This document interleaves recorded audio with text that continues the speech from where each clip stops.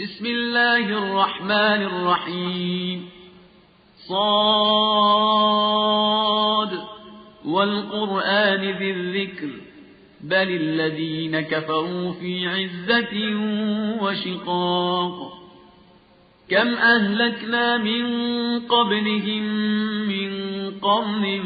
فنادوا ولا تحين مناص وعجبوا أن جاءهم منذر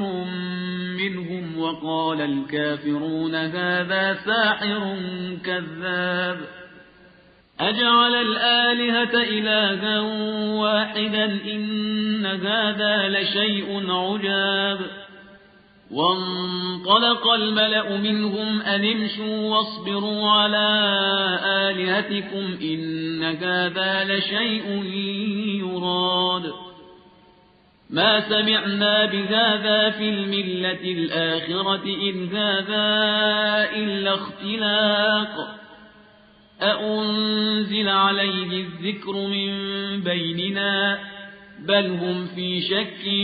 من ذكري بل لما يذوقوا عذاب أم عندهم خزائن رحمة ربك العزيز الوهاب أم لهم ملك السماوات والأرض وما بينهما فليرتقوا في الأسباب جند ما هنالك مهزوم من الأحزاب كذبت قبلهم قوم نوح وعاد وفرعون ذو الأوتاد وثمود وقوم لوط وأصحاب الأيكة أولئك الأحزاب إن كل إلا كذب الرسل فحق عقاب وما ينظر هؤلاء إلا صيحة واحدة ما لها من فواق وقالوا ربنا عجل لنا قسطنا قبل يوم الحساب اصبر على ما يقولون واذكر عبدنا داود ذا الأيد إنه أواب إنا سخرنا الجبال معه يسبحن بالعشي والإشراق والطير محشورة كل له أواب وشددنا ملكه وآتيناه الحكمة وفصل الخطاب وهل أتاك نبأ الخصم إذ تسوروا المحراب إذ دخلوا على داود ففزع منهم قالوا لا تخف خصمان بغى بعضنا على بعض فاحكم بيننا بالحق ولا تشطط واهدنا إلى سواء الصراط إن هذا أخي له 99 نعجة ولي نعجة واحدة فقال أكفلنيها وعزني في الخطاب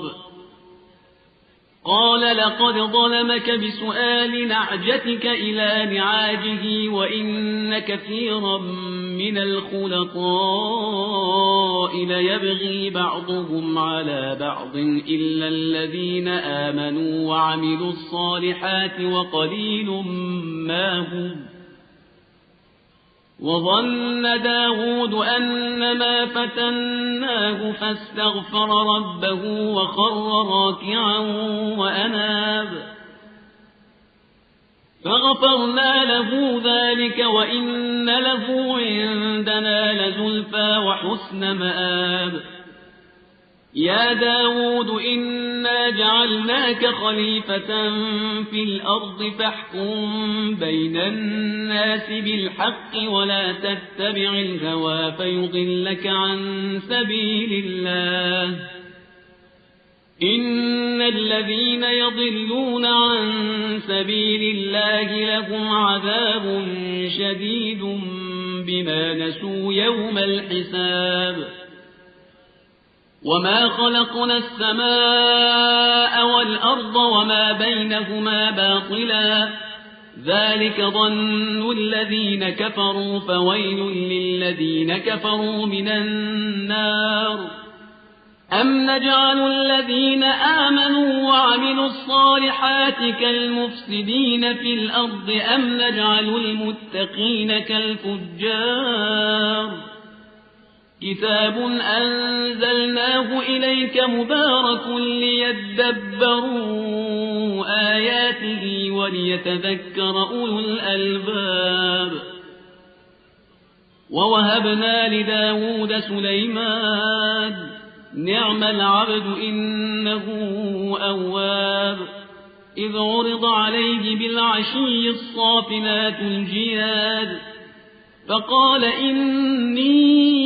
أحببت حب الخير عن ذكر ربي حتى توارت بالحجاب ردوها علي فطفق مسحا بالسوق والأعناق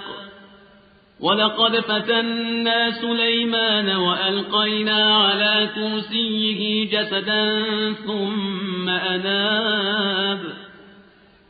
قال رب اغفر لي وهب لي ملكا لا ينبغي لأحد من بعدي إنك أنت الوهاب فسخرنا له الريح تجري بأمره رخاء حيث أصاب والشياطين كل بناء وغواص وآخرين مقرنين في الأصفاد هذا عطاؤنا فامنن أو أمسك بغير حساب وإن له عندنا لزلفى وحسن مآب واذكر عبدنا أيوب إذ نادى ربه أني مسني الشيطان بنصب وعذاب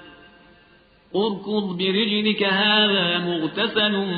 بارد وشراب ووهبنا له أهله ومثلهم معهم رحمة منا وذكرى لأولي الألباب وخذ بيدك ضغثا فاضرب به ولا تحنث إنا وجدناه صابرا نعم العبد إنه أواب واذكر عبادنا إبراهيم وإسحاق ويعقوب أولي الأيدي والأبصار إنا أخلصناهم بخالصة ذكر الدار وإنهم عندنا لمن المصطفين الأخيار واذكر إسماعيل واليسع وذا الكفل وكل من الأخيار هذا ذكر وإن للمتقين لحسن مآب جنات عدن مفتحة لهم الأبواب متكئين فيها يدعون فيها بفاكهة كثيرة وشراب وعندهم قاصرات الطرف أتراب هذا ما توعدون ليوم الحساب إن هذا لرزقنا ما له من نفاد هذا وإن للطاغين لشر مآب جهنم يصلونها فبئس المهاد هذا فليذوقوه حميم وغساق وآخر من شكله أزواج هذا فوج مقتحم معكم لا مرحبا بهم إنهم صالوا النار قالوا بل أنتم لا مرحبا بكم أنتم قدمتموه لنا فبئس القرار قالوا ربنا من قدم لنا هذا فزده عذابا ضعفا في النار وقالوا ما لنا لا نرى رجالا كنا نعدهم من الأشرار اتخذناهم سخريا أم زاغت عنهم الأبصار إن ذلك لحق تخاصم أهل النار قل إنما أنا منذر وما من إله إلا الله الواحد القهار رب السماوات والأرض وما بينهما العزيز الغفار قل هو نبأ عظيم أنتم عنه معرضون ما كان لي من علم بالملأ الأعلى إذ يختصمون إن يوحى إلي إلا أنما أنا نذير مبين إذ قال ربك للملائكة إني خالق بشرا من طين فإذا سويته ونفخت فيه من روحي فقعوا له ساجدين فسجد الملائكة كلهم أجمعون إلا إبليس استكبر وكان من الكافرين قال يا إبليس ما منعك أن تسجد لما خلقت بيدي أستكبرت أم كنت من العالين قال أنا خير منه خلقتني من نار وخلقته من طين قال فاخرج منها فإنك رجيم وإن عليك لعنتي إلى يوم الدين قال رب فأنظرني إلى يوم يبعثون قال فإنك من المنظرين